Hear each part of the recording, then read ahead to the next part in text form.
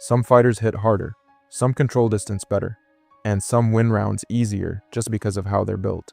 So, let's take a look at every physical advantage in Muay Thai. Long legs. Long legs provide a distance advantage in kicking exchanges. In Muay Thai, the kick is a high-scoring strike, and it is used often. Longer legs allow that kick to land from outside the opponent's range. The kick reaches the target while the torso stays back, reducing the risk of counters. Long legs also improve distance control with the teep. Narrow waist and hips. A narrow waist allows faster hip rotation and recovery. In Muay Thai, rotation matters not just for power, but for continuity. Kicks are thrown in volume. After every kick, the fighter must recover stance quickly to avoid counters or clinch entries.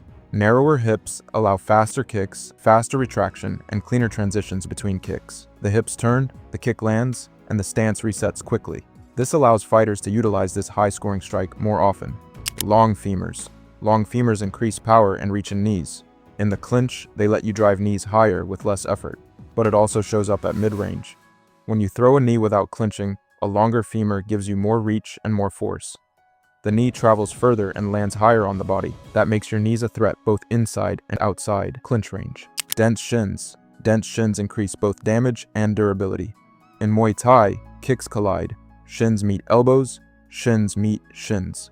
Denser shins handle impact very well, and that allows more consistent kicking without hesitation. Fighters who trust their shins are more willing to kick early and often, knowing that checks won't end their offense.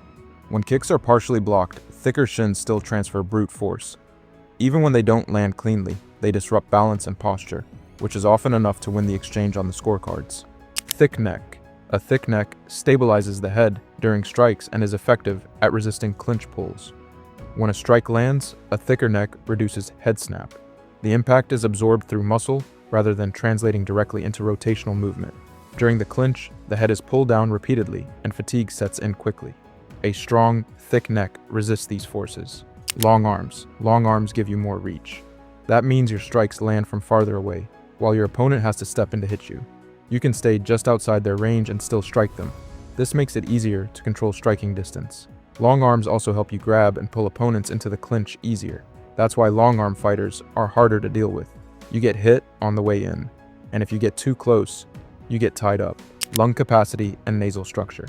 Efficient breathing supports sustained pressure and cardio into late rounds.